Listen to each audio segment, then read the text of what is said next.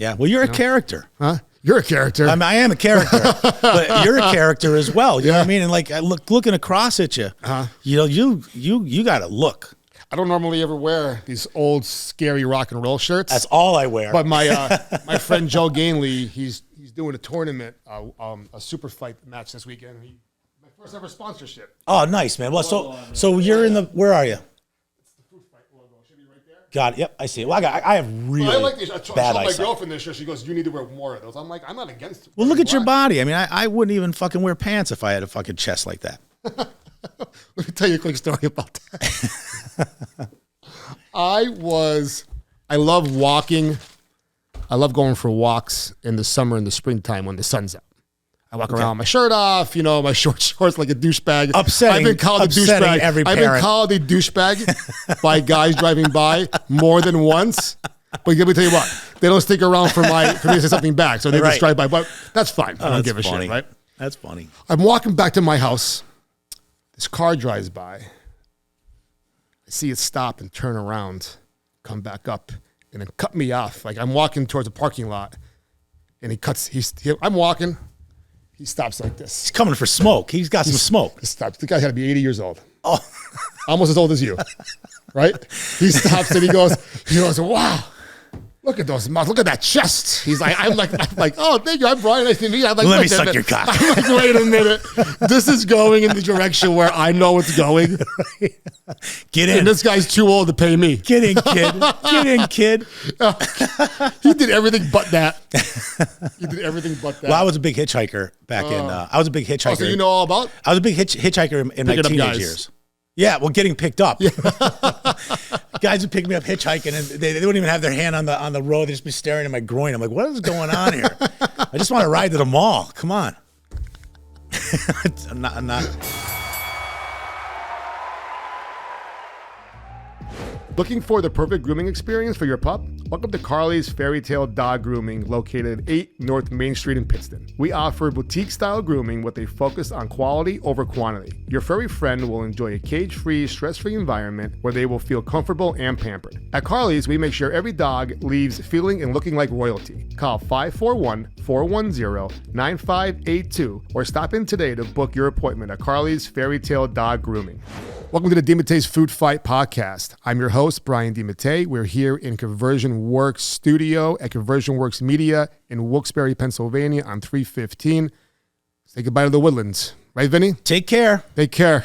Take care. They did a hell of a job, man, for a long time. You are listening to my guest, Vinnie Archer from Scranton. It's true. Owner of the V-Spot. Well, Fidelity Bank is the owner. And, okay. Me and Frank are making payments on time for 15 years. You and Frank are the main operators. Frank does the business and you handle the bullshit. Yeah. I'm the Fugazi. I just saw Wolf of Wall Street. Just watching the other day in that scene where he's like, yeah, it's like I kind of, Frank does the math, pays all the bills. He tracks down what needs to be tracked down because something's always coming at you in the business. And then I'm the one that's on Facebook and Instagram, just trying to make it sound likable, effortless, just to come into the bar and have a good time. And, I'm open 7 days a week, probably only closed. In 15 years, I probably haven't been closed, except for our fire, maybe 10 to 15 times we've ever closed. Close on holidays? Are you the Christmas? We open up on every holiday in the evening. Okay. But people like to go out after family. They like to go somewhere. There's nothing wrong with that. We're really a neighborhood bar. We're in a neighborhood. We're not downtown. We're not sitting on a Route 6 or anything like that. Right behind our bar is somebody lives, and lined streets of cars and very residential. I totally get that. So before we get a little more of the V-Spot, Vinny, tell me a little bit more about you. It turns out that we have one person in common, which would be my mother. Yeah. And we also were both managers at a Damon's. Mine was only about 3 months because I saw the light a lot faster than you guys probably saw the light. Yeah, it was a sinking. It was a Titanic. You saw the iceberg. Yeah, I used to come and see my and have lunch all the time. I used to get the pulled pork boat. So I was the day. I probably met you more than once. I was the day bartender. Yeah. I'd really Corey Cavalieri was the cook. Yeah, Corey. Yeah. Corey's Corey's bicep looked like there was a pineapple in it back then. He was gassed up, but dynamite guy. Oh, so like, how long were you manager at Damon's? So you're a manager at Damon's by the airport. Yeah. So we'll start over. So I was born perfect in Mercy, in the Mercy Hospital in 1966. Is that even called Mercy anymore, is it? No, it's not. They're all Commonwealth. I was born in CMC. Is CMC not even CMC anymore, right? CMC.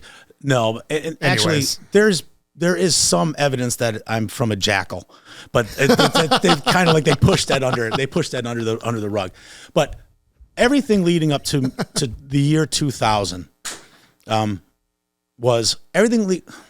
That's just me. Was that me? Shit. Oh, okay. I thought it was me. I'm like, what the fuck did I do? What did I break? It's all good. It was Vinny. It was me. So everything of interest today about me all starts in the year 2000, and I'm going through a separation / divorce, and it's 1999, and I've been a salesman most of my professional career.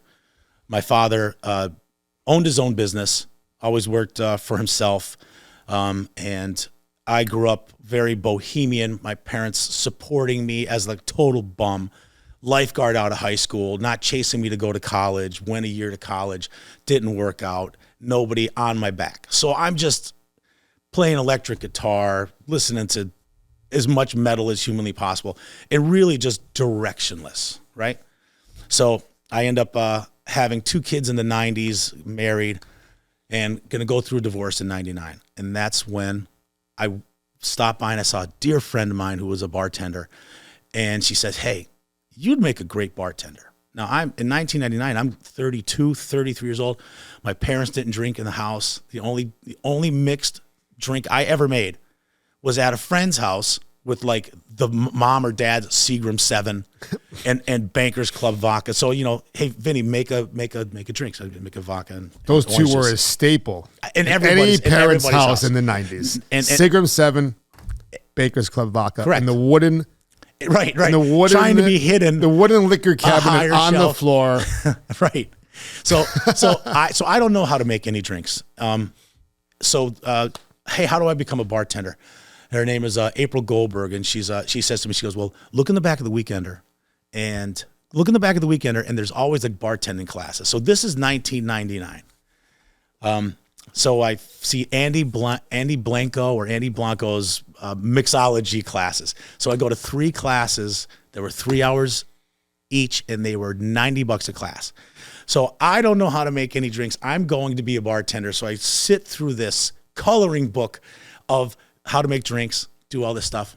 And I got everybody passed. If you had $270 and you showed up to the 3 classes, you had a certificate to bartend. Mm-hmm. And so I get the certificate. I have no experience. I've never made a drink and taken money from anybody ever. Mm-hmm. So where do I go? I go to the Hilton, because I live in Scranton. So I go to the Ground Round. I go to Whistles. Go to Whistles. I go to all these places, and I say, I've just graduated from this class. I'm looking to be a bartender. So it's so wild. So the Ground Round, somebody's leaving, and they're like, hey, we could use a daytime bartender. And it all starts from there. And, without getting too in detail, and I'm talking 15 minutes about me being a bartender, it all started on the first Monday of the year 2000. I'm a bartender in a chain restaurant that has drink recipes every 4 seats, like 30 different drinks you could get. I've never even made a drink. So I was a really bad bartender with a very good disposition and friendliness. And so somewhere after about 4 months, I got pulled aside. They said, we got to get rid of you. Unless something's going to happen. Like, hey, you got the personality, but the waiters don't like you. The waitresses don't like you. Why don't they like you? I couldn't do it. I was too.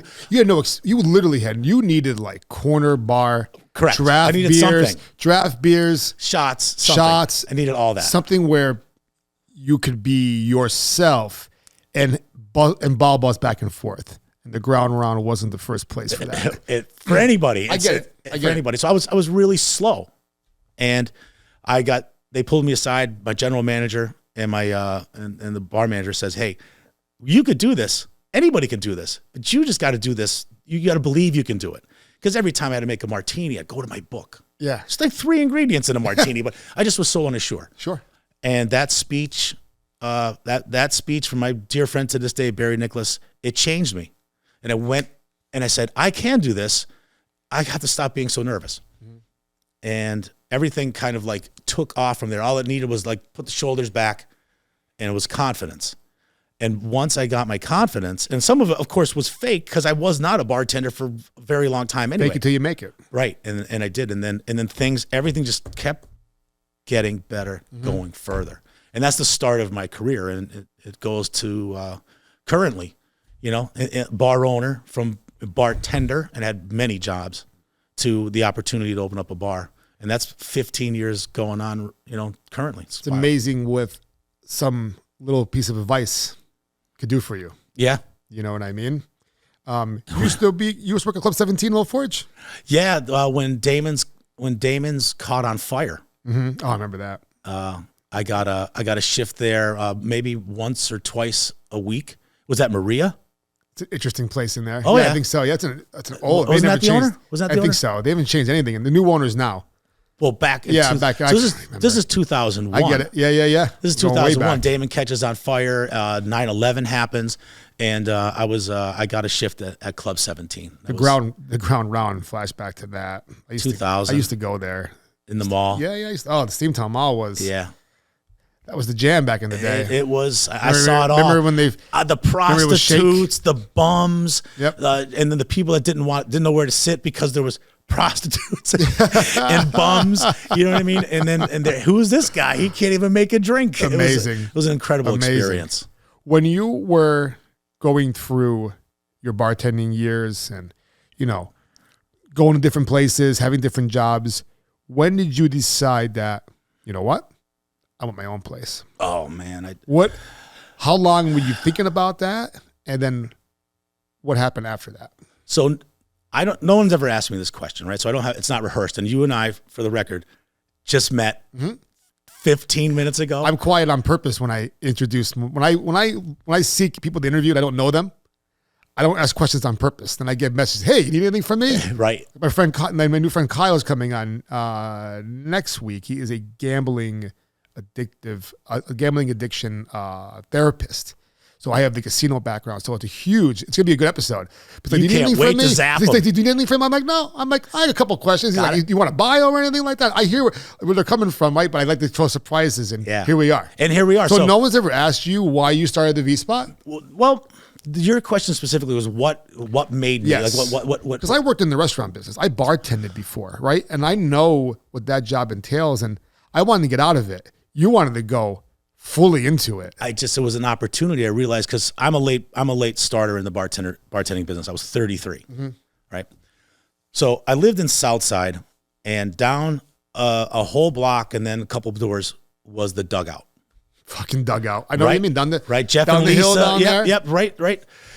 So I love to drink. I've been drinking since 1980s, like the rest of us in high school. What year did you get to high school? You were a freshman. Yeah. Probably the first time you probably had a beer in a party, right? So I love to drink. I love the experience. So I would love to go down to the Dugout. I would admire that the owner was behind the bar. That's what I really liked the most. The owners were there. Lisa was cooking, Jeff was bartending, and everything was just so one-on-one. You really got to experience that. While I was bartending, I didn't really want, because I was working in chains. I was working in chains mostly, or not, whether you can call Cooper's a chain, but I worked in a bigger environment. I never saw the business part. I never was interested in the business end of it. I just knew that I enjoyed bartending. I really wasn't even looking to do anything else. This is my jam. Okay. People, drinks. I love drinks. You love drinks? Let me make it for you. That was my juice. You know what I mean? I loved it. So none of it was fake. None of it was all just for the money. I enjoyed my job. It probably shone through. Well, I never wanted to own anything other than another Dugout. I wanted to be a guy in a horseshoe bar with 15 seats, and you're in my bar. We're friends. That was the business that I wanted. Yeah. I'd never imagined I'd have a V spot, with the capacity that's in there, the size of it, what we've done to it, how we've expanded it, and what it's become. So I never I wasn't shooting for the stars to be a successful bar owner. It was the opportunity that came my way. But the dugouts, that recipe, a couple owns it and they're there all the time. And that was super appealing to me. That was something I would want one day. The opportunity to open up my own bar had nothing to do with me. That came from Frank. Okay. So you had your dream when Frank presented to you his plan. Yeah. That fit your mold? I mean, or did you be like, this isn't what I expected, but this is maybe even better? Well, so it's a bar I've been driving by that's closed. There's nothing there. How long was the V-Spot building empty for? Oh, so we're going by 2010, you said, right?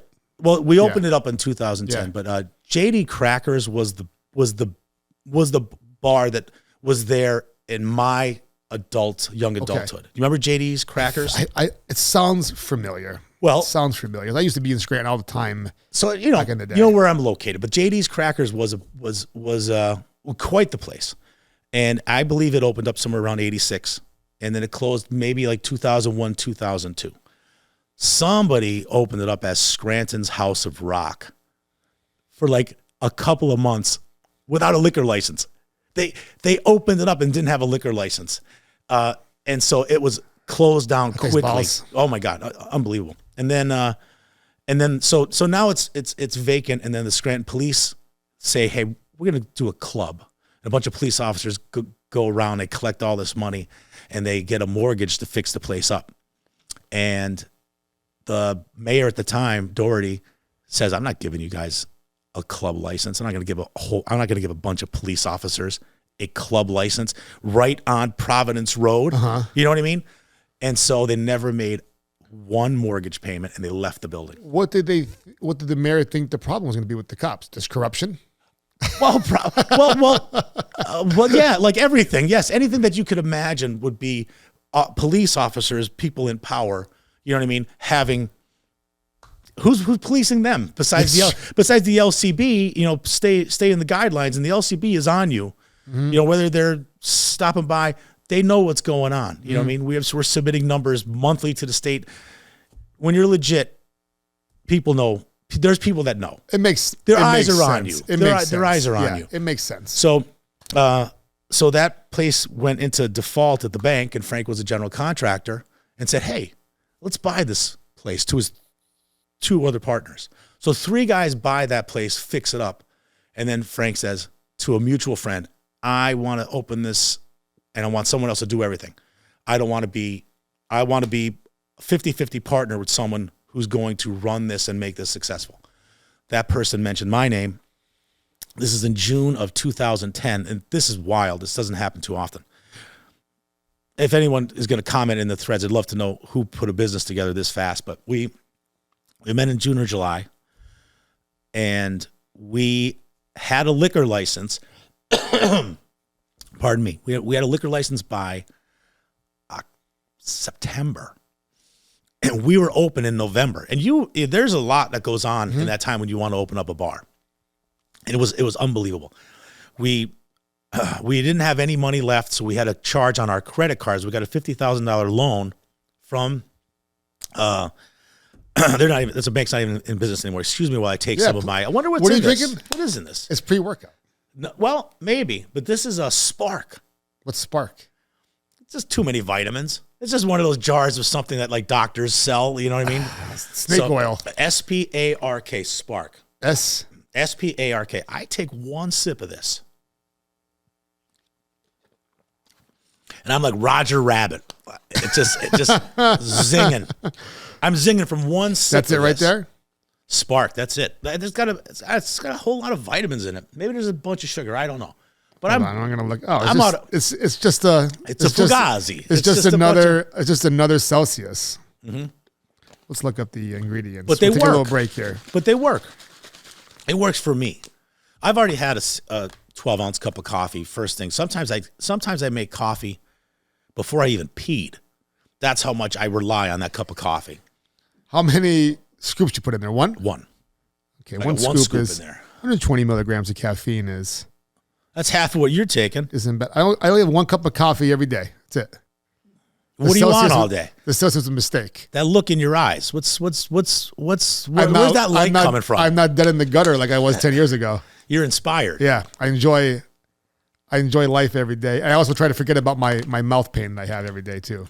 The teeth? No, my tooth is better. My tooth is I have TMJ. I grind my teeth, and I finally got a mouthpiece last night. So it was my first time sleeping with it. It wasn't that bad. Just last night? Oh, I should have got it months ago. A life-changing apparatus? I should have got it months ago. I had to buy one. I have to get one made for my mouth.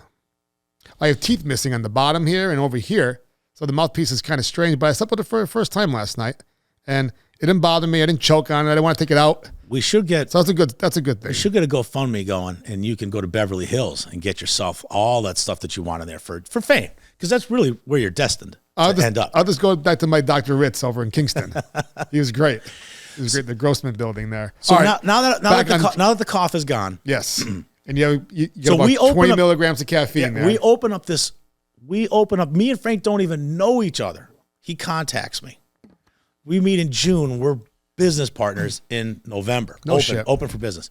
So we got a $50,000 loan from the current bank, the bank that we had the mortgage with, and they're not in business anymore. Now we don't have enough money. $50,000 is not enough money to open up the bar. So Frank and I maxed out my credit card, and that was to pay for some fryers from Cosmo. That was my next question. From Cosmo Salerno. What did you have to buy for the TVs? Cosmo TVs, right? And then Cosmo, the best, the absolute best. It's great. And we went over here to Nova and got our supplies and things. We bought stuff from. We got TVs from a restaurant supply place. So we're up and running. We're $50,000 in the hole with a bank, and I did about $7,000 on my credit card. Frank did about $7,000. So $65,000 to get the kitchen ready, to get to new floor and stools and glass washer. A glass washer was 15 years ago was $5,300 or something like that. So it's things that, hey, I want to be in the business. Guess what? Talk to somebody who opened up a bar from scratch and just get an idea how things are going to go. And we were off and running, and Frank and I from 15 years ago have been bewildered that we were able to achieve what we've achieved. Today's climate, it's a little bit more difficult, but people still want to go to a bar. They just don't want to go to a bar as much as they used to. It's a trend. I'm waiting on the trend. We're all waiting on the trend to kind of what the Kickstarter to spin it around. But all those years up to COVID were bananas. They were everything I could dream of in a corner bar. It wasn't. What's a movie where Swayze's kicking people over? What's that called? Roadhouse. It wasn't Roadhouse. You know what I mean? Yeah. And we don't have any girls on the bar top or anything like that. But for that containment, that little thing that we did it was pretty spectacular. And then here we are. We're still trying to be relevant with a majority of people that just aren't really drinking like they used to, or going into a bar and having that same rock and roll experience that we don't want to change. We want to stay a rock and roll bar. And currently, the economy has really hit the crapper, and we're still trying to be a rock and roll bar. So we have some obstacles moving forward, as far as growing. Don't know if that's ever going to happen again. Do you think, you keep saying that you're going to stay with your theme in the rock and roll bar. Do you think the rock and roll theme, rock and roll bar is keeping people from coming there? Yes. Or what do you think it is? Why now? Yeah. Well, I think so. Are they getting the music everywhere else? Is that what it is? That they're not coming to you to get their music fill anymore? Is it oversaturated where they're listening to the music? I think it's so when the bar owners are 59, right? We're 59 years old. We bought records. We fantasized about rock and roll because we didn't have cell phones and Google and YouTube. So in my mind, I'm a rock and roll guy. I want my people in my bar. I want people that love to watch somebody play the guitar and the drums and sing. I'm still on that. But I think that the trend is, let's say, you're born in what, 2023, 24? I'm sorry, 2003, 2004, and now you're 21. Yeah. You might have never bought a record. I might never heard of the bands that are playing in there. Or there's people just finding out who Michael Jackson are right now. Think about that. I have 18-year-olds, 19-year-olds right. are just finding out who Michael Jackson is. And I have small kids. I have a 13-year-old, I have 11-year-old twins, a 4-year-old, all that stuff. And I don't think they're ever going to buy something or grab an album like you and I did and just look at it. And then, it makes you, it inspires you. At least it was to me. I had older brothers. And when I'm a small kid, 5, 6 years old, there's Black Sabbath, Bloody Sabbath cover, which is Satan over a bed and all of these witches. And, it's like, whoa. So you can't today, you have a conversation. You can't even tell a lie today if it could be proven. You know what I mean? Yeah. It's like Santa Claus. Fact-checking the fact checks. Correct. Like the Santa Claus is going to be even more and more and more not a fantasy. Do you know what I mean? So everything's changed. So I want a rock and roll bar, but I think that the youth, the young ones today aren't as titillated or impressed or want to be in an environment where somebody's playing a song they just don't know. No matter how good it is, they just aren't. Am I in the right place? Is this for me? Look at that guy over there. He's 50, 55. Is this? That's what changed. That's what changed dramatically after COVID. Is that the adults, the more seasoned folks, they started going out earlier and then getting out. And now, prior to COVID, my average customer was 45 years old. That's a big average because there was a ton of people 50, 60 years old in there because it was a rock and roll bar. I was smoking for the first, up until COVID hit, I was a smoking bar. And they didn't come back? They didn't come back. People that, I consider friends, their lifestyles, their changes, they don't go anywhere. It's not like they don't come back to my place. They just don't do it anymore. And you noticed, you said, you mentioned briefly that, and I noticed it too. And a couple other people reached out to me about it. We talked about it yesterday. Every place seems like it's slow. Restaurant-wise. And it's a funny word when you say seem.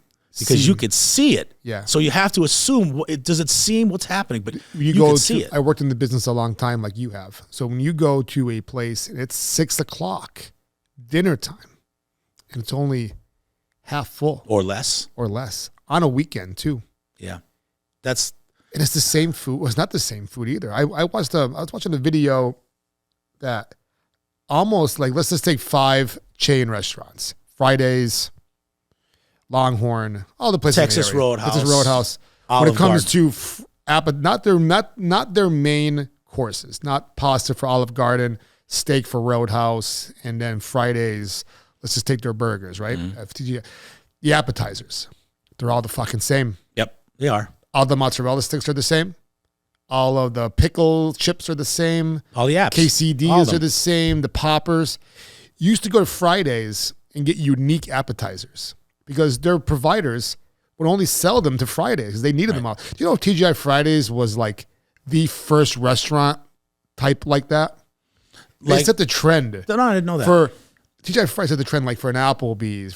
Fridays was like the first. Yeah, I didn't know that. Great story behind it. I should have refreshed my memory on the story, but I'll send you the YouTube video of it. But this guy, he created this. They want this place for people to go out after work where men and women went. It wasn't just a sausage factory. Right. It was just men went there and women went there after work. And there was food and there was drinks. Same thing I want, Brian. Yes. Same thing I want. Yes. And Fridays set that, and now Fridays as a chain is in trouble. Yes. But there's so many that are in trouble. They're all around. So we spoke a little yesterday about that. And as my wife and I and our 4 kids, as soon as I get in the restaurant, the waitress takes us to the table. I go to the table next to me. I want to apologize ahead of time for what's going to happen at this table, right? 4-year-old, 11-year-old twins, 13. I'd be moving my seat. Exactly. I was kind of like almost implying that. But there was more open. It's Christmas time. Yeah. There were more open booths than I had ever seen. Ever going to any of these restaurants. And you were by the mall. We won't say the name. You were by the mall. Yeah, you were by the mall. Yeah. And then on our ride home, going to Dunmore, drive over Best Buy, which is in the gully down there. There's 6 cars at 8 o'clock at Best Buy. There's 6 cars. 2 of them might have been employees or somebody coming up to or they're all employees. There's nobody in the store for electronics and watches and phones. Like the place to go. There's 6 people there I know, granted it's a Monday, but it's December something. It's like something's got to be going on. And then just go go through the whole thing. And it's just, it's rough. I feel for everybody in the industry. What did you tell me about the ground beef prices? Oh, that's bananas. That's bananas. Ground beef a year ago was, I don't know if it was the $2.85 a pound. It's $5.63 as a business. As a 10 pound. You got to buy 10 pounds of that to get that pound price. Okay. Oh, that's a 10 pound price. $5.63 so I pay a pound. $6 a pound for ground beef in the supermarket now. 80-20. Yeah, I get 85-15. I get the organic meat. So yeah, 6. Now the supermarket can provide. They're bigger than some of my providers that we get. But the price is just, that's a lot. That's a lot. Especially if you're a burger joint. So the burger place in Dunmore. 3 Jacks. 3 Jacks. 3 Jacks as a burger joint. And they are notoriously have burgers that nobody else has, like specialty burgers. That's what put them on the map. That's what made them special. Right. Chef Reckless, just everything that he did there, and from his staff to what he presented. And then he's rolling out at what a terrible time to be called 3 Jacks Burgers when your main product is priced that much. Where do I want a $15 burger? Like,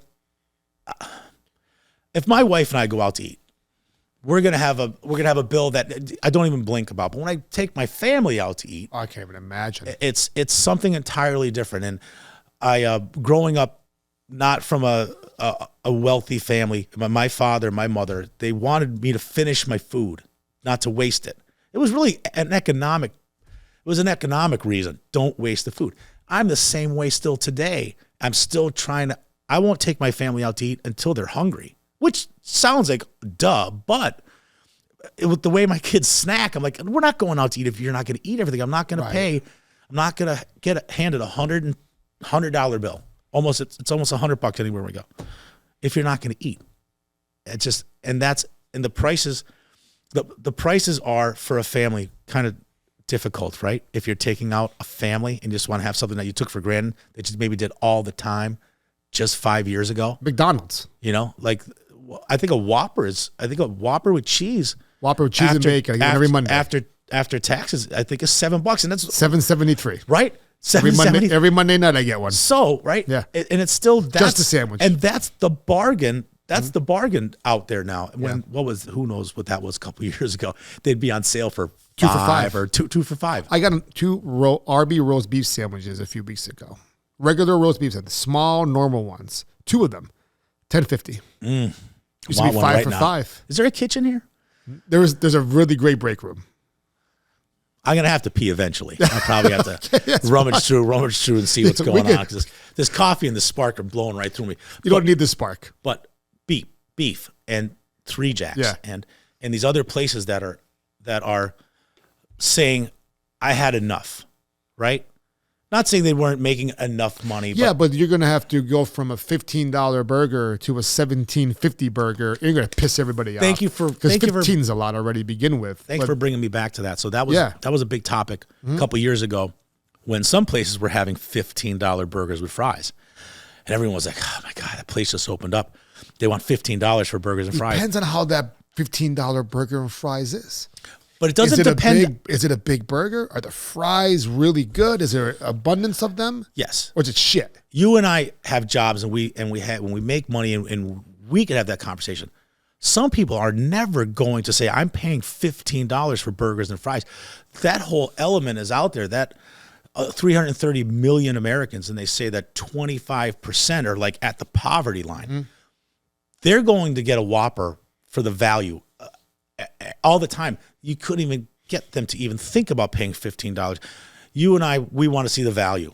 Everybody wants to see the value, but it's still $15. You're right. The average person it's still $15. Pay that $15, and that's a shock. We charge $10 for an 8-ounce burger. It's pretty good, lettuce, tomato, onion, and then we'll charge you for a buck for cheese or a buck for bacon or $1.50 for bacon. So you can get up to a $15 burger, but it's a burger. But it's still, people are looking at it going, man, I remember when this burger was $7.50. I remember when. Yeah. And then they tend to look at you around and go, why am I paying this much? Some restaurants, I won't go back to the one, and I won't say it either, $7 for a side of French fries. Those are good fries, Brian. Give them a chance. What kind of fries were they? They were frozen. Were they from France? They were from fucking probably like Fresno fries? They're probably back order for fucking out of business mains. You know what I mean? Oh, we got some mains fries left over in the back first here. One was French. I got you. It was from France. Those fries. They weren't though. $7 to add to my sandwich. That's a lot. Fuck off. Is that in this area? $4 is a lot. Who charges? People charge $4 for fries? Yeah, $4, $7. I don't think I'd have $2.95. I don't think anybody would eat $2.95 for a side of fries. I'd charge $1.50, I think. Fries are $1.75. Fries are another item that's up though, right? There's a monopoly on French fries. I also buy the best fry. I buy the most expensive French fry in the industry because it tastes that good. Yeah. You got to do these sacrifices. You got to give some people some things that go, A, you don't have to leave the V spot to eat. That was the big deal the whole time. Then keep our prices low, which are now not good. Keeping your prices low in people's mind. Yeah. Oh, that price is low. Well, that's not how you're going to survive in this climate. Right. But in this climate, our French fries are phenomenal. Like $52 a case. When you could buy fries for $20. Right. You could buy a case of French fries for $20. You're going to get $20 French fries. And you're going to get that French fry that you need so much ketchup for, like Johnny Pop. It holds on the grease. Johnny Pop going this ketchup on this. I love ketchup. I mean, I'm not going to judge you until you explain yourself a little further about this ketchup thing. But Johnny and I go out to breakfast. Doesn't even try. We went to Neen's Diner in North Scranton. We have a date. We're meeting up. I'm giving him some cash as a sponsor for his podcast. Yeah. We sit down. We get this breakfast. He doesn't even taste it. Doesn't salt in it, pepper in it. I'm the same way. Burying it in ketchup. I'm like, this chicken gave this egg only for you to never know what its worth truly was. Why would you do that? Because ketchup is delicious. It is. But so good. Isn't it in moderation? I mean, are you having a ketchup? Are you having eggs with ketchup? I don't put ketchup on eggs too often. Well, I want to be able to go out to eat with you one day, but I just got to watch. There'll be ketchup. If there's potatoes on my plate, there's going to be ketchup. Sure. And the egg's probably going to touch it. Ham and cheese omelet. My breakfast order is a ham and cheese omelet, home fries, Italian toast. I was at a diner by Tannersville, the shops in Tannersville. Mm-hmm.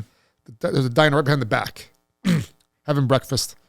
And she goes, what kind of toast do you want? I go, Italian toast. She goes, looked at me like I was fucking three heads. She goes, what do you mean Italian toast? I'm like, Italian toast. She goes, what do you mean? I'm like, big loaf of Italian bread. You cut it up and you put it and you make a toast. She said, I don't know where you are, honey. I go, sure as fuck. I sure as fuck aren't home, am I? They don't know what I was talking about. No, well, I mean, you're in Tannersville. I mean, there's no Italian bread up there. The people next to you there are from they're from New York City. They're from all over. They're Connecticut. They're traveling for some deals. So you mentioned your food in the V spot. Yeah, D's at the V. What's your D's at the V? What's your if you were to describe to me, I haven't been there yet. Yeah. What kind of food would you describe to me? What kind of food is your food at the V spot? Well, it's fresh. Okay. Not our apps. They're frozen. You're throwing in mini tacos and things of that nature. Things, fried pickle. Maybe we make that I ourselves. fucking love fried pickles. Maybe we make that ourselves. It's I don't know, but generally everything is fresh. Yeah. Chicken and beef, and making burgers and making quesadillas and making not clubs but like specialty sandwiches because we have specials all the time. Okay. But it's generally what are we doing with chicken breast and ground beef, and then our only frozen items are truly just like appetizers. But we'll run pasta specials. We'll run a seafood special from time to time. But people are really surprised when I get the compliments. We get a lot of compliments on the food, and they're consistent. And you got really good food. Someone will say, and I'm like, do you mean that? Do you mean good food for being in a bar? I mean, what are your expectations when you go to a place called the V Spot, right?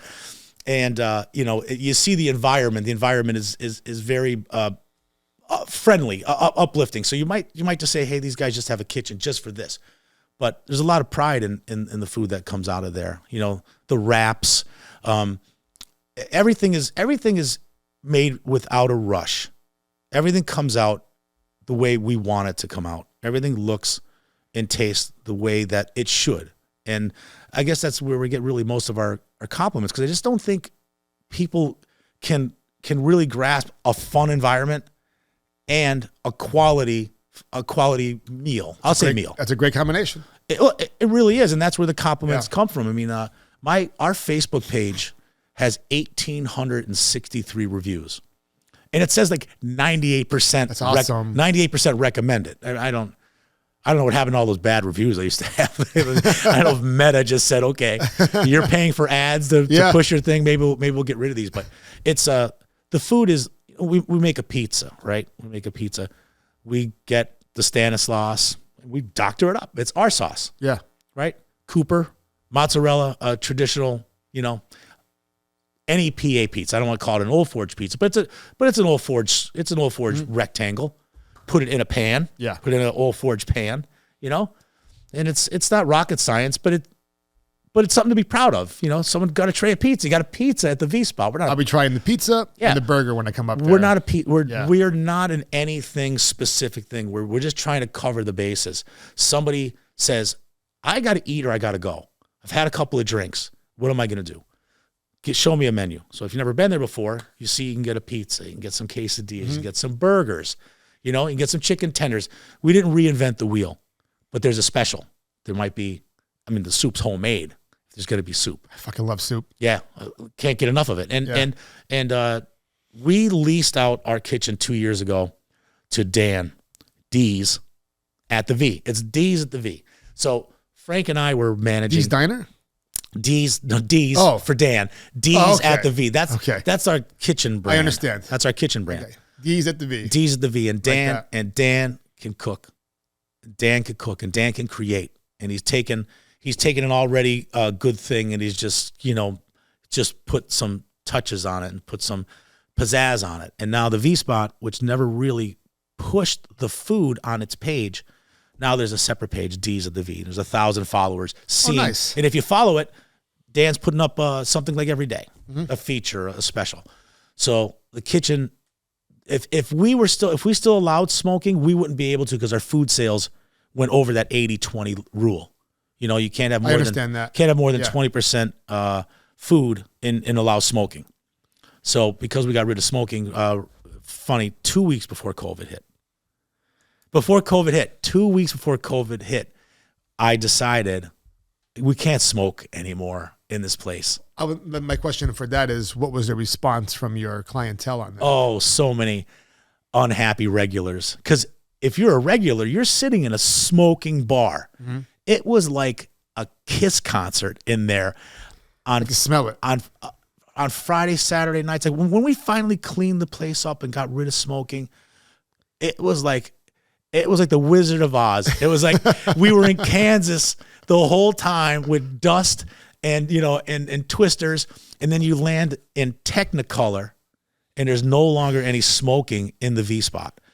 And the day that I announced on Facebook that we were going to go non-smoking, to that date, it was the most shared Facebook post I had ever put up, and the comments were it was a relief. Now, of course, the regulars, like the hardcore regulars that still came back and smoked outside. They hate it, and they still hate it today doing it, but they like the place. I'm going to smoke outside. I hate the setup, but the responses, the things people wrote. Oh my God, I thought I'd never go back in that place. I would never return there. I'm so happy to hear that they're going non-smoking. I'd have to take my clothes off outside before I'd even, go in the house.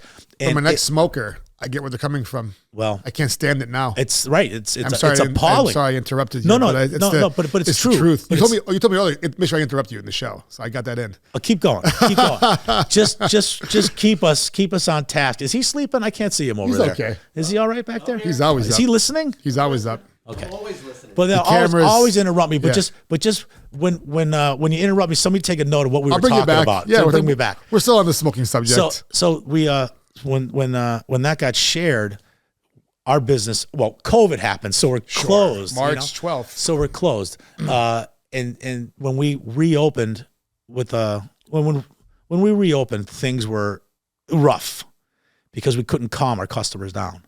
Hey, sit in the chair. Hey, you can't be over there. So stupid. Hey, you can't go up and give the band a tip. So stupid. How stupid. How crazy. Oh my God, man! And I was drinking the Kool-Aid because I was the owner, and you I were? didn't. Well, Yeah, I get it. No, it was crazy. So I said I was drinking the Kool-Aid. It's crazy. I'd like to for a while. rephrase that. I was following every single rule. I was telling people I know and love, don't do that. Don't do that. You know what I mean? And do what? Like walk over here? Do you know what I mean? It's like it was a lot. But my bar is my baby. It's it. I'm unemployable, Brian. I have been doing this for so long. I skipped all of the computer stuff. I can't work. When I have to call somebody and they're helping me on a computer, I'm like one finger on this and one finger on that. And toolbar, and someone say, what browser are you using? I'm like, I don't know. So like I'm like, if I sold the bar today, I would literally be like a greeter up at like Walmart or Sam's Club. You know what I mean? I'd be that young guy with the kind of long hair, like greeting people. Have a nice day. Correct, because I feel like my best, like Sunny Acres is on its way for me. But what happened when we came back like that was a real eye opener. And moving forward, we survived even with the non-smoking. People still came by, but the real hardcore people, they went on to other bars. Ones that had to smoke. Yeah, I get that. They went on. They moved on. They smoke in other places, and they told me, Vinny, we love you, but I can't be outside in February smoking cigarettes, and I have to smoke cigarettes, and that's what we lost. But we gained an entire world of people that don't want to be around cigarette smoke. That's great. It is. My girlfriend, this time last year probably, we wanted to go play pool. And there's a pool joint in Wilkes-Barre on Blackman Street. Mm-hmm. And we pull up to it. I can't think of the name of it. It's down in the basement, right? We pull up to it and we're walking. She goes, I think there's smoke here. I'm like, we're going to find out in a minute. Open the door, slapped in the face with it. We're like, okay, we're leaving. We didn't even go downstairs. And I wanted to play pool. Yeah. And I smoked cigarettes. I smoked Newport Box for over 20 years. I want one right now. I don't even smoke. I want one right now. Just saying it. I walked around smelling like that for that long. Crazy. I smelled like a cigarette for 20 years. I was working at Cooper's in 2006 when that food still hits. When that rule came out in Scranton. Yeah. I don't know if it was Lackawanna County.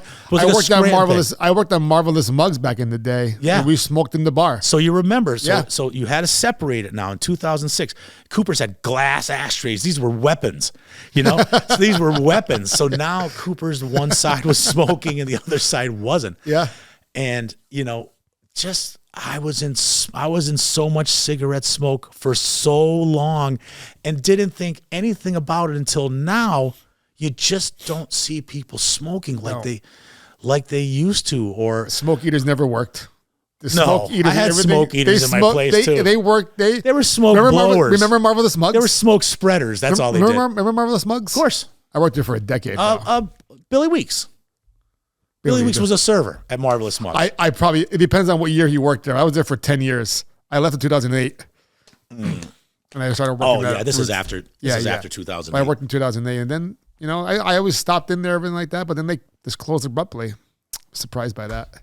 You know, it was the beginning. It was hindsight. Like things were happening all around. In a big place like that, that's tough. You gotta have bodies. Well, the thing about Marvelous Mugs was we were the only show in town up there for a while. Yeah. So we had Mugs and the hotels in Montage Mountain. Yep. We cleaned up. Yeah. Then Johnny Rockets and Ruby Tuesdays came to town with the Cinemark. Mm-hmm. And then more and more restaurants, and then the shops, and then more and more restaurants. Less and less so bodies. There was more options for everyone, more hotels, but there's 17, I'm being dramatic, but right across from the hotels by the shops, there's 5 or 6 spots to eat. Yeah. Versus driving up the street to go to Marvelous Mugs, they never heard of before, but they hear the chain places across the way. So slowly but surely, business went down. But I always made money when I worked there. I started bartending on the fly. Mm-hmm. So I was always server. Because somebody didn't come in. Yeah. For no good reason. Not coming in, no call, no show, and then you're on the spot. She ended up getting fired for undercharging for drinks. So she made her own bed. The tall blonde? Yes. Let's not say anything else. No, besides. the tall blonde. Oh, you know that story? Well, No, I don't know that story. I know. It's literally she was fired. I know she was fired. Yes. I know why she was fired. Oh, okay. You know? Oh, no shit. Yeah. We'll make a note for off the air. But tall. Yeah. Yes. Not short. Tall. Yes. She's a great lady, but whatever happened, right? Yeah. But about 3 weeks before that happened, I was starting to train as a bartender because they couldn't keep the bartenders. So I started to train as a bartender in the daytime and pouring some beers, all this kind of stuff. And then one night, they tell me that she's no longer there. I need you to work happy. I need you to bartend tonight. Yeah. By yourself. Happy hour there was crazy. Yeah. Like too deep. Martinis. Too deep. Give me 2 martinis. There was probably 35 stools at that bar. That'd be frightening. So it was deep, right? Luckily I was, seasoned server, but I was like, holy shit. So I went to throw the dogs that night and I came out alive. And then I just kept on doing it more and more and more. And I became the full-time bartender. Was that your look? I cleaned up. Back then? Oh, no, I was... No beard? No beard like clean this. Cut? Clean. Maybe like a rough beard, shorter hair. Right. A little heavier. Gotcha. Friendly. A little less confidence in myself. Yeah, I was always friendly. I was a good server. Yeah. I was a good restaurant. I was a good restaurant personality. I really enjoyed the job. I took it serious. Isn't that great? Like, these people came out for one night. Maybe this might be their only night out all month long that they could afford. Right. And they want a good night. I used to be able to give them what they want. Remember the bar Mugs? You remember the bar? Yeah. So I used to on a Saturday night, I used to wait on all 8 tables and bartend. I had to do that at DiMattia's. And serve. I had to do that at DiMattia's. So think about that. That whole section, yeah. It's a lot.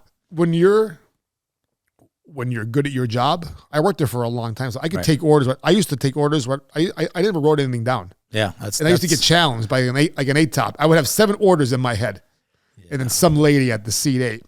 You're not gonna remember all this. Well, ma'am, I might forget your meal. You know what happens though when they say that? I start going blank. I start going blank. I'm like this, you bitch. I gotta start writing shit down now. You know what I mean? She's getting a cold grilled cheese. Don't challenge me. She goes, you can't remember all this. I'm like, oh yeah. Boom, boom, boom, boom, boom, boom, boom. That's a gift. You didn't order yet. You still want to? Yeah. Oh yeah. It made my job easier. The owners never used to. The owner didn't like me doing that. He would see me doing it, but I never did it a wrong order. Maybe once in a while I might forget a dressing. Right? It's a talent. It was. I did it for so long, it became like second nature. But I wasn't good at the first though. Like when you bartended at first, it was like rough. I was the same way. My first time waiting on table by myself, I dropped a beer on each person's lap. Oh, I swear to God. I dropped spaghetti on somebody's lap. It was like the movies. So it took me a long time to become a good server. Just like it did when I was a dealer at the casino. Terrible blackjack dealer. To be fair, we did class for 6 straight weeks. Mm-hmm. And then we had a month between our last time I dealt cards and day 1 of working. They didn't bring us back into the school to refresh us and make sure that we're good. They left us alone. You were playing war. They made a very bad mistake. They sent 10, 15, 20 dealers day 1 out into the field without having any practice for a month. Yeah. And then, of course, we're going to screw up live on the game, and then they get pissy about it. I'm like, how about you? You should have warmed this up first. Yeah. You should have warmed this up first. Hey, it did so much, Bri. Huh? You've been around. I did. I worked in the restaurant business for over 20 years. People people. I've been around people. That's what you're specializing 20 in. years in the restaurant, 9 years in the casino. Bet you could sell a car. I sell gym memberships. I bet you could sell a car. I convince people to bring their bodies into an MMA gym, put it through hell, in a way. You're wrestling somebody, you're jiu-jitsu somebody. We're not playing tennis. You haven't tried to get old chumps here. We have an age limit. You haven't tried to get old chumps. We don't have an age limit. Is that your first insult? We don't have an age limit. Was that an insult? Okay. I got to convince people to come in and sign up for a gym membership at $150 a month and come there every day and train. Good treat. Yeah. $150 a month. For unlimited classes at 2 gyms. Great price. That's a great price. Great price, considering some gyms don't offer anything that we offer. They charge about that much. But a lot of gyms charge like $30 a month, right? Do whatever you want there. Workout gyms do. Right. We don't have we No, you guys are grappling. Specifically teach. You guys are kicking each other's asses. You're going to learn. You're going to come in and you're going to learn Brazilian Jiu-Jitsu and you're going to learn Muay Thai. And if you want to go to our Dunmore location, you're going to learn Judo.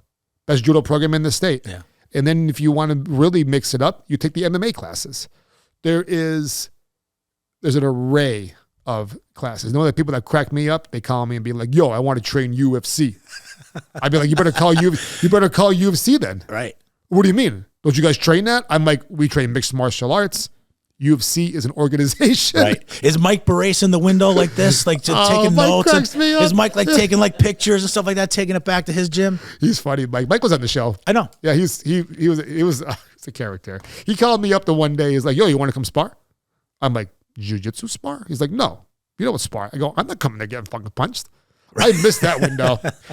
If I started training in my 20s, I would have done an MMA match probably. Yeah. But I started in my 30s, late 30s. Right. And you're in love with it. I love it. It's my career now. I teach, it's kids. When the kids come in, I teach the kids and the adults too. But the kids classes is what drives me for what I do. Right. The kids come in. I say it a million times in the show, man. I can't talk about it enough. They come in, they're shy, they're getting bullied. They are bullies. They're on the tablet too much or whatever. They're troublemakers, right? Yeah. They come in and then, if they commit, you see a change within weeks. Yeah, you're an influencer. You have the juice. It's in your eyes, man. Yeah, I have good instructors and good teachers. Good teachers and good instructors when it comes to that. That's what it takes. Yeah, it's a lot of fun. Genoa Wholesale Foods, supplying quality since 1947. For over 75 years, Genoa Wholesale Foods has been your trusted partner for premium food supplies. Specializing in services to pizzerias, Genoa also caters to restaurants, bakeries, delis, and bars throughout northeastern Pennsylvania. They proudly offer a blend of both private label and national brands, helping you find the perfect products to meet your restaurant needs. With local deliveries and the care of a family-owned business, they are committed to making your success their priority. Choose Genoa Wholesale Foods for reliable, top-quality restaurant supplies that keep your business running smoothly. Genoa Wholesale Foods, locally owned and operated for 3 generations. Call Genoa today at 570-823-6142 or visit them online at www.genoafoods.com. It's a lot of fun. I mean, you didn't convince me to join, and I live like come take a class. And I live behind the YMCA. Well, what you're friends with Keenan. Yeah, Keenan would fuck you up. He'd fuck me up. I mean, I'm terrified of that guy. You have 60-year-olds in there? He's been beating me up.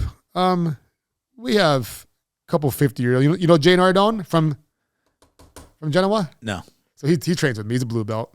How old is he? He's 50. He's got to be 50 years old. All right, I'll take him on. Yeah, let's get me over there. Come in and train. Do I get a belt? If I pay $150, yes, I get a special belt? It's $147, and yes, you get a white belt. All right. And that white belt. I can't use a special bathroom if I get the white belt. There's a handicap rail in the one bathroom. You'll be all right. You'll be all right sitting down there. I am a little afraid. I'm a little afraid of re-exercising, but because I was a gym guy up until I don't know, my 4-year-old. Yeah. My whoopsie showed up. Listen, I'm a personal trainer as well on the side. I do it, whatever. But I train a group of older ladies, and they've been crushing it for the last year. 30, 40 pounds they're down. They're moving around more. They're exercising more, right? Define older. 40s and 60, between 45 and 60. All right. Seasoned. And the program that I put them on was super simple. They had to change the way they were eating, but they had to first understand what they were eating. I tell them to eat 100 grams of protein. I can't eat 100 grams of protein, Brian. That's a lot of food. I bet you eat 300 grams of carbohydrates. Easy. That's a good point. And I'm like, yeah, you just got to switch it out. Right. You could eat the same amount. So you could take a 200-pound, 4-year-old guy, put him on a 2,000 calorie diet, right? Let's say that's how many calories he needs to lose maybe a pound every week. But that diet is full of carbohydrates, very low on protein. You're going to lose weight still because of the calories in versus calories out. 99% of the people are going to lose weight that way. Mm-hmm. But that person's going to have a lot less muscle on their body. Everything you tell someone versus a high protein diet, same amount of calories, everything changes. I physically did that to myself. I'm like, why am I not progressing where I want to progress? Mm. I'm like, I need to add more protein into my diet, but keeping the calories the same. So I got rid of 50 grams of carbohydrates and added 50 grams of protein. My whole body changed. Well, what you do is you tell people things they can't believe until they commit. Right. It's almost like anything like diet or something like that. You could, anyone, the most convincing person can say, I know how you could lose weight. I'm going to tell you, I'm going to show you.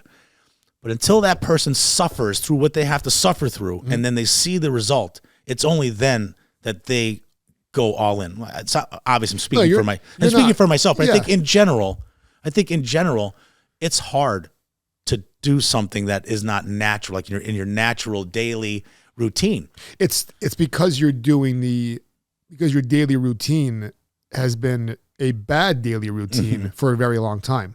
Yes. Somebody that weighs 500 pounds is probably eating 4,000 calories a day, if not more, right? Then you get a doctor. No, I'm not a doctor by any means whatsoever. But it's like, okay, you're eating 5,000 calories a day.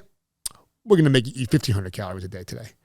Immediately, that person is unhappy. It's a horror story now. You've made them very unhappy with that. Instead of being like, how about we aim for 3,000 calories today, which is a fucking lot of food. Oh, you drink 8 sodas a day? I'm not going to tell someone they can't drink soda anymore. Because you know what they're going to do? They're going to drink soda. But how about we do this? 8 cans of soda a day. I drink 8 cans of soda a day. How about we replace 2 of those cans with 2 bottles of water? You take them by the hand. That's what you do. You just got to... I could do that. I'm like, so you're still drinking 6 cans of soda today, but 2 bottles of water. Then the next week, 3 bottles of water, 4 bottles of water. Hey, Brian, let's let you know, I'm only drinking 1 can of soda a day. Hey, I drink 1 can of soda a day too sometimes. Right. Think about the difference. You're drinking 500 less grams of sugar a day. Yeah, huge. When you're on TMZ as influencer of the year, I'm going to remember I was on this show and I was 228 pounds. And after I leave here, you're going to convince me how to get down to 215. I could help you. I'm sure. I could help you. And you don't have to change anything you're doing. Well, you got to make changes, but you can literally live the same lifestyle, just less of it. You like eating pizza? Eat 2 slices. Don't eat 4. Keep me in the bar business till I'm 62. You need to move around or 65. You need to exercise. Can you help me with my business? That's what I want to know. Is the Food Fight podcast, is that going to help me? I think we're going to help. I'm going to help. What if I came and we did some inside the kitchen work with D's and the V's. Ooh, Dan's open to ideas. Yeah. Are you guys hooked up with LT Verastro? They display you? Yep. Okay. So maybe some future stuff there too. All the major beer suppliers we all need. Our business is large enough that we need a sales guy to come in and keep up with our order. Okay. So, but I believe I do my best for reviews. That's why when I review places, I do it for 3 days. It's not just a one-off. I was going to bring something from the glider today. And say love this the fucking glider. And say this is our Texas wiener. I saw you put that shove that Texas wiener in your mouth. I loved them the other day. So good, and it was almost like a car crash. I'm thinking to myself, oh my god, is this chili sauce going to hang off of his beard? And you're good at that. People make the stupidest beard comments in my this guy's disgusting with that beard. But you put that Texas wiener in your mouth. There wasn't. Did you see him put that in his mouth? Professional. I couldn't believe it. I'm a professional. Well, beard. You are, because I was watching you do that, and I was like, oh man, this is gonna be bad. and I couldn't believe I actually watched it, and there was not a morsel of food on your mouth, your beard, nothing. And I was shocked. I said, "This guy's show. I want to go on this guy's show. If he's gonna eat like that, then then he got his act together." I love the fucking Texas wieners in this area, man. Lackawanna County is completely different than Luzerne County. You know, and you know food, and you know how to comment, and you recommend. You know, not recommend, but you highlight the flavor profile of the chili and with the mustard and if you talk about the hot dog, Charlie didn't come out and tell you what hot dog he buys, right? He didn't tell you that. No. So, but you know there's different hot dogs. You know there's different ways to do it.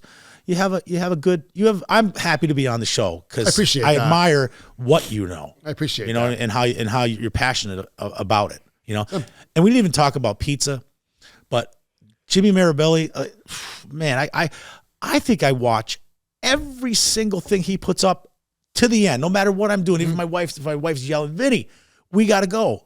I'm watching something right now. Leave me alone. I'm watching what that guy has to say, and I'm no pizza expert, but I always say, I got you. Give me 1 second. I always say about Jim. He's on my show. We're gonna do one every year. Me and Jim. Jim was my first ever guest.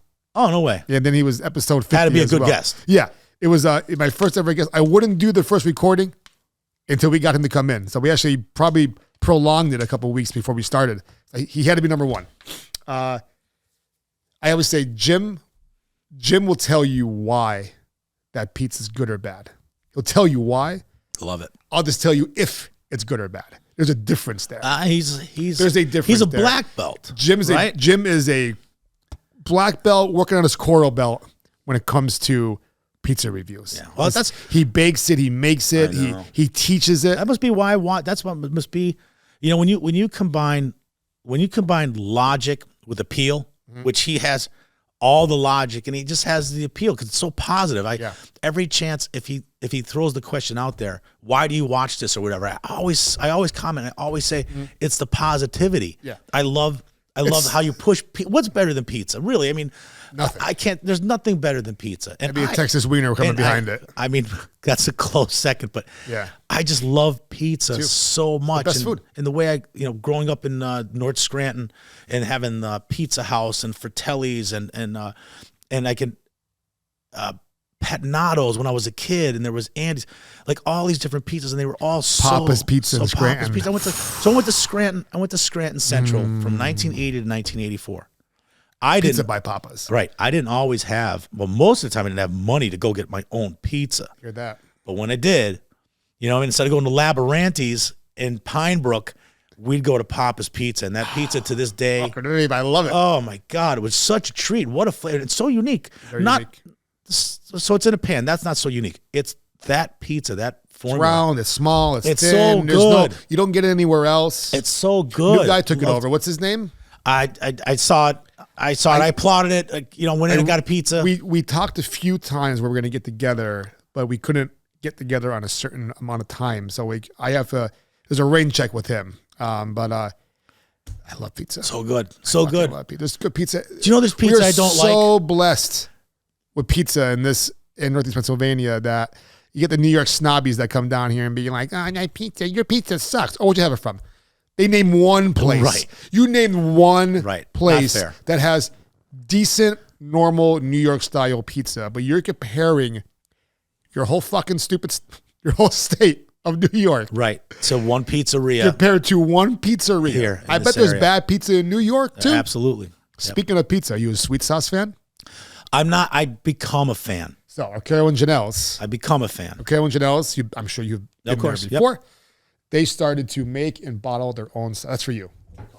They started to make and bottle their own sauce. Is there strings with this? Is this strings attached? No strings attached. You got to make me a pizza.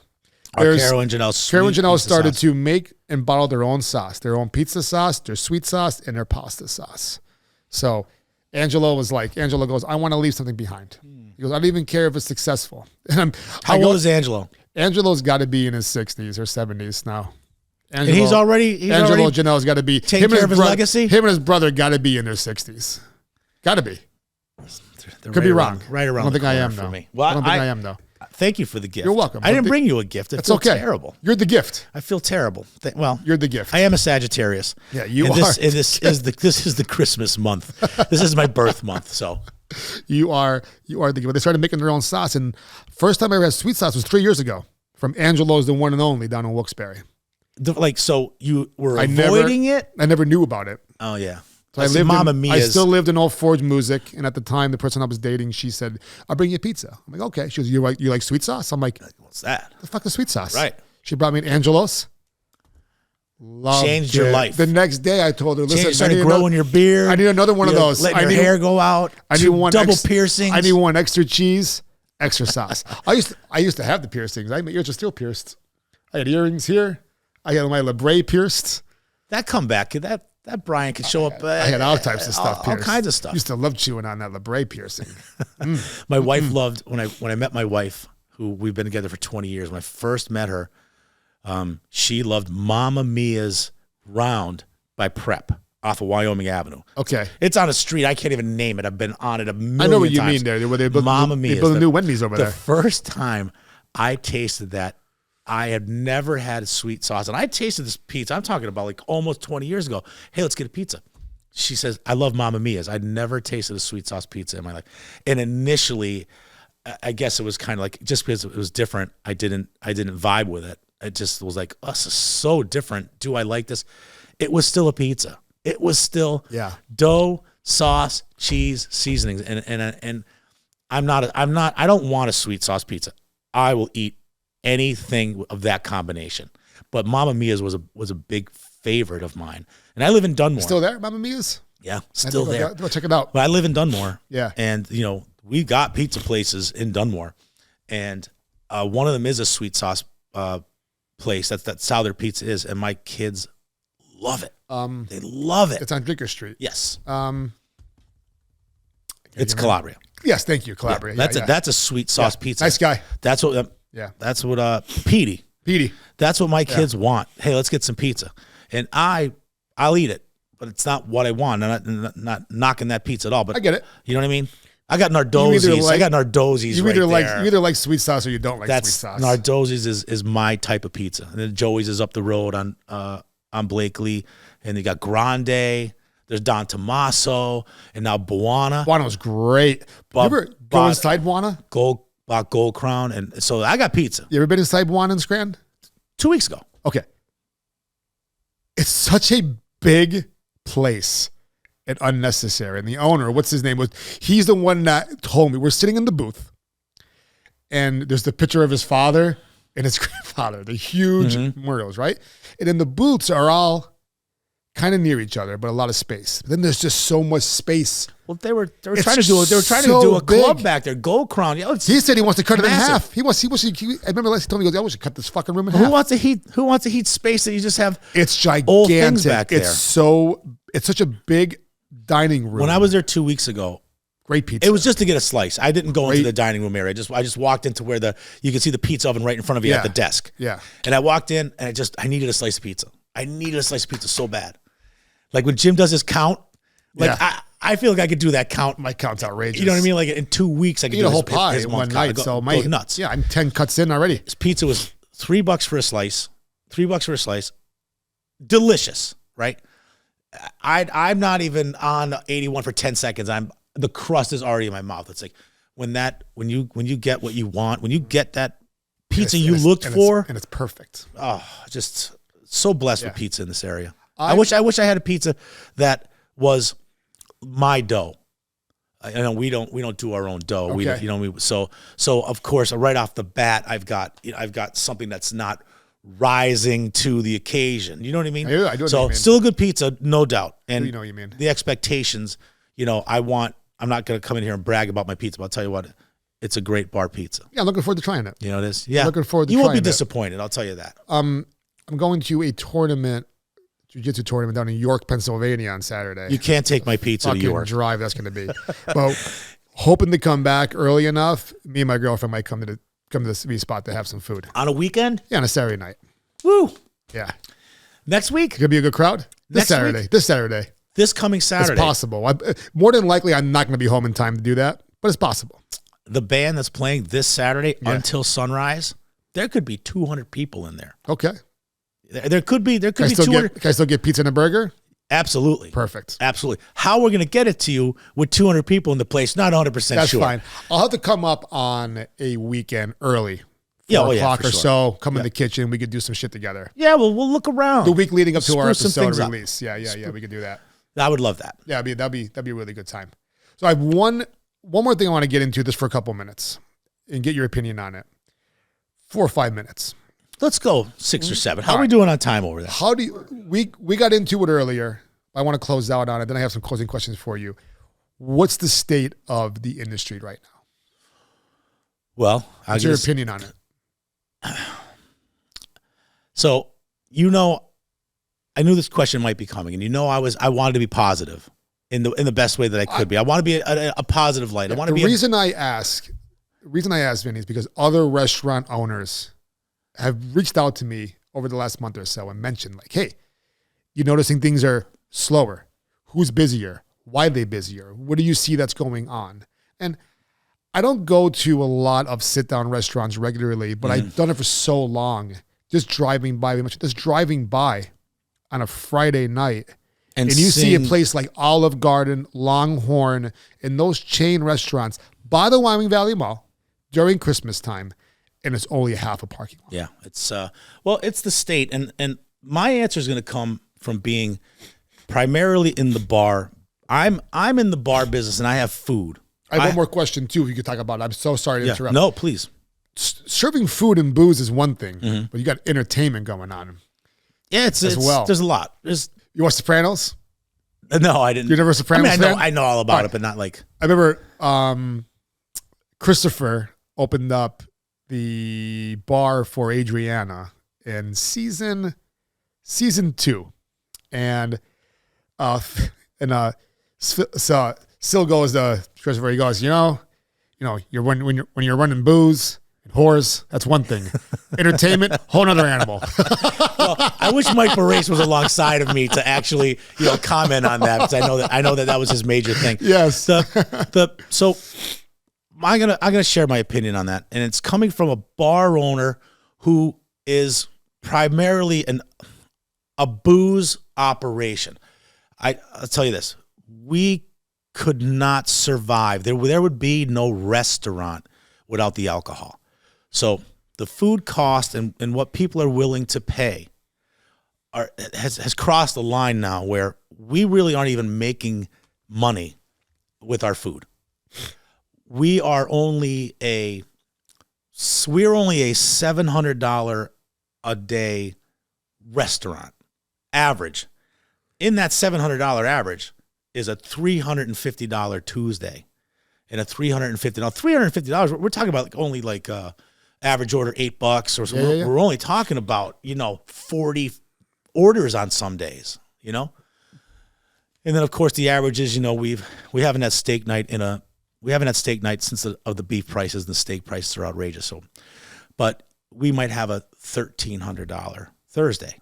I'm not a restaurant. I'm a bar that's keeping food available because of this alcohol profit, the profit with alcohol. The businesses they're just not, people are going to close all around us. I think we opened up the show with how bad things are. Mm-hmm. And so I'm going to make it. I could stay open next year. I'll make less money. I'm probably going to make, and everybody else is probably just going to make less money, but you still have to make enough money. But if you said to me off camera, or you say to me right now, Vinny, I want to get in the business. You know this, I know this, let's do this. I'd be like, not without the key being alcohol, not without a bar. If you want to do a restaurant, I don't see it getting better. I don't. If that answered your question in the shortest way without going off. But, it did. Right? It did. It's not good. It's not good, and it doesn't seem like it's going to change. I called Eric from Shifts just a couple days ago. I said, what's going to happen? And he said, hey, there's a beef shortage, and we have to get beef from Mexico and Canada and Venezuela, and they're all tariffed. Shifts is not screwing you. You know what I mean? The tariffs are screwing you, and we're just passing it on. And that's and without getting into it, And like chicken wings, you want to talk about chicken wings these too. These tariffs weren't here a year ago. No, they weren't. Understood. So chicken wings too have gone down. So good. Why would somebody like, and you see these comments, hey, chicken wings aren't $120 a case anymore. Why are they still $10?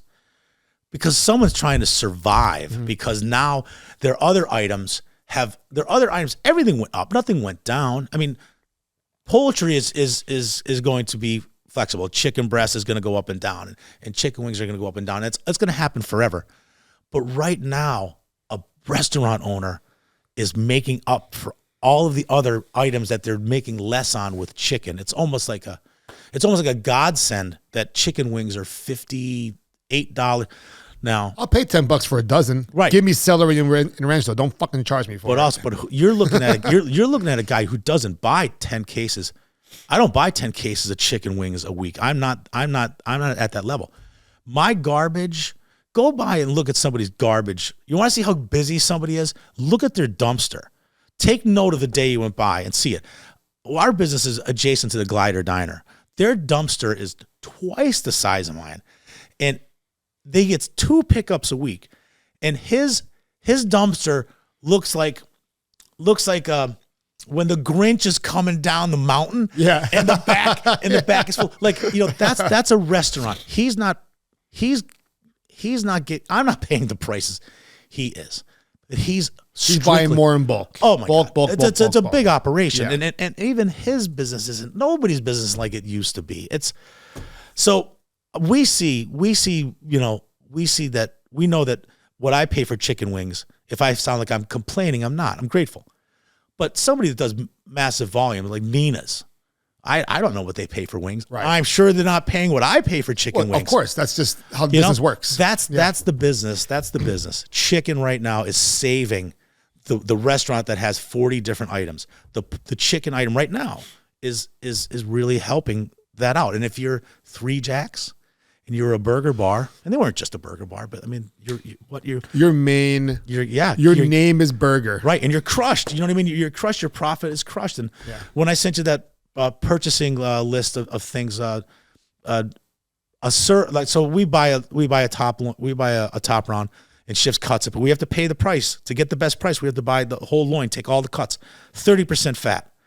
Now portion it for 10 ounces. Now we won't pay for it to be cryovac. We're gonna use it all. Yeah, you know what I mean. If we have any steaks left over, we're gonna make steak bites. We're gonna make something. We're gonna make a soup. We're gonna do something with it, right? So we're smart enough and savvy enough to not have waste, right? Good. It's still $9. What was the price this week? $9.65 a pound for the loin. Now I'm gonna serve you a 10-ounce steak. My steak is $8.18 on the plate. That's it. No labor, no anything. It's $8.18. We haven't had steak night in maybe a month because we don't think our customers are going to come in and pay $19.95. What was the price for it? The last price was $14.95, and that's because of the trend. The trend has been high. Yeah. When we opened up in 2010, by 2011 we had a steak night, and a select grade 10-ounce New York strip was always like around $3.75. It's a loss leader. I'm doing two sides. So in 2011, you could get a $9.95 New York strip with a 10-ounce strip, and then we offered mashed or fries, and then California blend veggies or coleslaw, right? So it was never a huge profit maker, but let me tell you, Bri, since we dropped steak night for the last month, I was just in there last Thursday, and I said, man, what's going on? And my bartender looked me right in the eye, and she goes, there's no steak night. And then I said, steak night's like a staple, 52 weeks a year. For 10 years, 500 steak nights, and now I'm advertising, hey, I'm sorry. As soon, when the price drops, we'll go back to steak night, but as long as while they're this high, enjoy this other feature or special. And is someone going to come to my bar and pay $19.95 for a New York strip? I mean, that's not even that's not even following the 300% rule, right? Even at $19.95. But I'd be thrilled. I would be thrilled. It's steak night. There's no steak night this Thursday. Yeah. Because My steaks are $8.18 before they're seasoned, before they're cooked, before labor, before a side. You know, I get it. That's insane. I can't put out $11 plate and sell it for $14.95 because that's the last price I had. 200% markup from the. I mean, it's just insane. I want to survive. So sad. But it's the booze, Bri. It's the booze. That's the reason why the V Spot can still offer food at the prices that we have because they're not high. They're not standard. They're not standard prices. $10 for a burger, an 8-ounce burger. I mean, that's you're getting that at another corner bar. Yeah. All the corner bars are trying to stay appealing and appeasing, but you can't go out at a restaurant and get an 8-ounce burger for $10. It ain't gonna. It's not happening. If it's happening, of course it's happening somewhere, but I don't know about it. I hear what you're saying. You know, I know Applebee's is trying to give deals out. They're outpricing these new the older chains. They're outpricing fast food now. McDonald's. We went to McDonald's. There's 3 of us. 1 Happy Meal, 2 Big Macs, a fry, 2 pies. Oh, it's $26.95. $30. Yeah. $30. Right, $30. 30 for fast food. Bucks. And then you got a stain on your shirt because you ate it in the car. They didn't have napkins out for us. They didn't have ketchup. They're all behind the counter. I'm like, the McDonald's is depressing as shit. You walk in there now. It's very sad.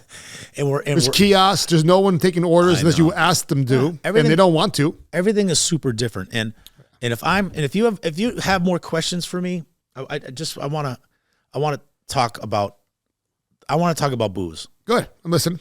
Okay. Still got some time. I want to talk about booze. Yep. When we opened up in 2010, I left Cooper's, right? That was the last place I was at. But I was working at all these little corner bars. I worked at Jack's Draft House. I worked at the Green Frog. I worked for Jason Mattioli at Milano's. Yeah. I poured beers. Milano's. I poured the Bridge beers. Street was the spot, bro. Yeah, how about, what was it, Zach? Zach was the chef? Was it Zach? Yeah, I don't know what the fuck's going on there now. Dude, he was home. He was rolling his own sushi. Those specials were incredible. What happened there? And Jay was the best man in my second wedding, and I was one of. He has a lot of best friends. I was one of like 7 guys in his wedding. But what he did there and with that Zach was spectacular. But get me back on track. You were talking about booze. About booze, right? Yeah. So the booze, right? So I was bartending everywhere, you know, and so I knew to be a corner bar, $3.50 was going to be a corner bar drink price. And we bought a pourer, a measured pour with 1 1/4 ounces. So already I'm losing, to this day, I still buy a 1 1/4 ounce pourer. I lose 5 drinks out of every bottle I empty. 5 for 15 years because I want my drinks to be good. So we started out with $3.50, and now 15 years later, I'm only $5 for a Malibu. That's great. Coke, that's a good price. Or a Captain Coke. You know what? It is, but everyone around me is more. Like everybody around is more, and some of the prices are like What's the craziest one you see? I would have been carried in here with rose petals if I could get $10. If I could get $10 for a Tito's and Club. Yeah. Okay, my helicopter would have landed. You landed on top of Leggio's out there. Right, and then 3 or 4 people would have like had a trampoline, and you could buy the Woodlands, and they would have caught me. I would have walked right in here if I, for how much Tito's I sell, if I was selling it, for what some people are getting for it, and that's what's keeping these businesses, these smaller businesses afloat. And we just hoping that everybody understands, why am I paying $5 for a mixer? Why am I paying $6 for a mixer? Well, that's what's keeping the doors open. You can go buy a bottle of Tito's for $26 and get a liter. And people have been saying it my whole life of bartending. Man, I just find it's expensive. It's like, well, I pay $7,000 a year in music licenses. You want to have entertainment? ASCAP's coming for you. BMI is coming for you. And there's 2 others, and one of them is just new this year. $7,000 so people could dance. I had no idea that restaurants had to charge that. Mike Baresi brought me up to speed on that. You have to pay. The band doesn't pay for it. The venue pays for that music to be played. Yeah. I never knew that. You couldn't. You couldn't hide when there was a weekender and an Electric City. all a lawyer had to do was just go, oh my God, look at this, and go get you. And now there's not as much of that. I mean, it's all on social media, but it's not everybody is doing what I'm doing, right? I mean, there's not a lot of places that are doing that, but that's something that we hate paying. We hate paying $7,000 a year just to do what we do. I don't blame you, but it's a lot of money. But that's what I got to do, and that's if we're recapping, that's. We're a bar and we have food, and you brought me on Food Fight, and I'm honored to be here. But I didn't want to go too dark with how dark things are in the business right now. The show's here for that. Whatever the conversation turns into, you know what I mean? Food Fight is literally it's literally a food fight out there right now for all these restaurants. Think about it. Everybody's fighting for their life when it comes to business. Man, I just wonder when I see my favorite places struggling. And I know they're struggling. Even if they don't even say they are, I know we're all. And you mentioned, too, you never close. Some places, they're closed when they're supposed to be open. And then they're open when they're closed. Like, what are your hours? Like, I can't trust coming to your spot, so I'm not even going to think about it. I'm not going to think about it. Yeah, you're unreliable. Like Sunday night, I wanted some slices, right? Sunday night, I wanted some slices. And I'm like, who is making slices on Sunday night right now? I'm like, fucking Dino's in the mall. Yeah. Dino's is my spot. And not a lot of other places. Not like you had like a whole plethora of choices. Yeah. You're like, I know I can get this there. Yeah. And count on it. Exactly. I know it's there. That's the one thing that the V Spot in 15 years, if it closed before 2, it was extreme weather. Mm-hmm. But that's the one thing, and it's tough to be a bartender. It's tough to be a bartender at 1:30 in the morning with just a couple of people. It's tough. That's tough. I've been there so many times. You're fighting for that. But you're bothering the guy. Yeah, I get it. Hey, you good? You good there? You done there? I got some closing questions. Yeah, my next guest is already calling me. I'm ready. All right. I ask everyone these 3 questions. Oh boy. What's your favorite food? Oh, these are good questions. What's your favorite food? Pizza. Easy. I didn't even think. Where you ordering twice? You order from one spot. Where you ordering it from? Ooh. Okay, so I want right now. I haven't had it, so I'm really jonesing for it a couple years. But our Carol's on Taylor Hill. I haven't had that in so. I have to do a review for that spot. Oh, it's been a while. You never? Oh no, I've been there before a long time ago. Okay, but I never did a review there. I'm not saying that's my favorite pizza. Great, but you're in the mood for that right now. Because I know how pizza makes you feel. Sure. You take that the bite, best food in the world. like something happens. Yeah. All your endorphins go crazy when it tastes good. It's perfect. So I didn't say my local pizzerias and some pizza that I eat more often. No disrespect to them, but I haven't had our Carol's on Taylor Hill in a while. That's your craving right now? I want it. What food could you eat 24/7? Oh, is this a pizza setup? Is that what this is? It's a pizza setup. You'd be surprised with these answers. The food I could eat 24/7. I mean, I eat cold pizza. I eat pizza all the time. Sometimes microwaving it takes away something from it. There's something about, and then and the pizza that could be eaten cold gets that extra chef's kiss if you can eat it cold. That's why we left Old Forge Pizza on the stove overnight, because it tasted better the next day. Oh, don't put that in the fridge. You leave it on the stove every night. That American cheese needs some we did that 65-degree air. We did that all the time. Mozzarella cheese on Gigerelli's. Yeah? No American cheese. No way. No American cheese. Mostly mozzarella. Is that a black sheep in that town? There's only a couple. No, the people that use American cheese are the black sheeps. Not in Old Forge. There's more mozzarella and brick on those pizzas than there is American cheese. In Old Forge? Salerno's, Revillo's use American cheese. They're the reputation of Old Forge pizza? Hold on, we're going to take a little phone break real quick. Hey, what's going on? Yes. Sorry. Have it. It's in the same parking lot as Leggio's is.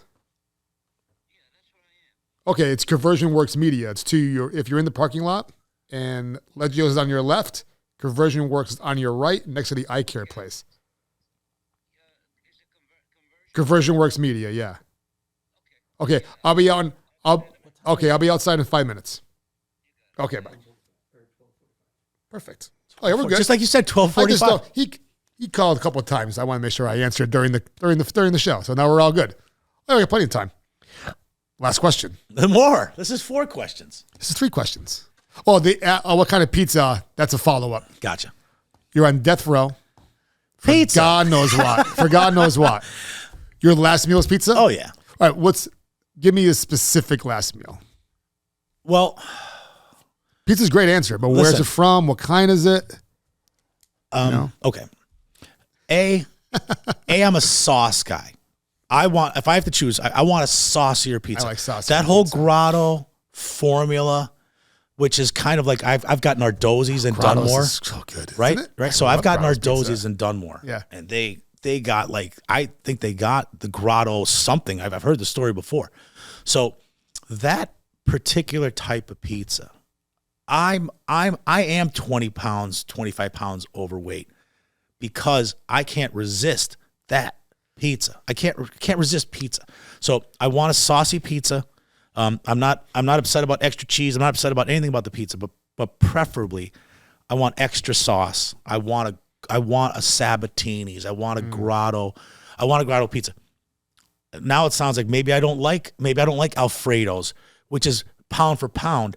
That's the heaviest tray of pizza that you could get anywhere.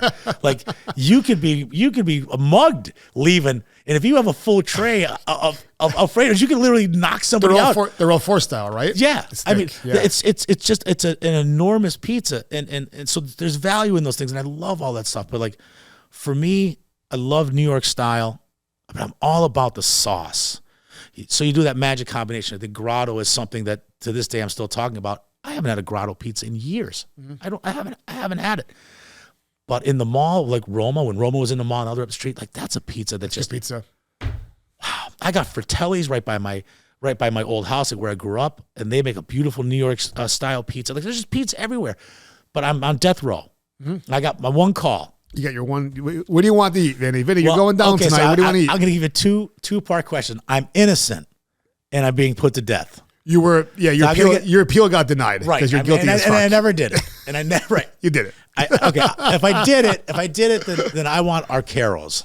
All right. Okay? That's the right extra sauce. Correct.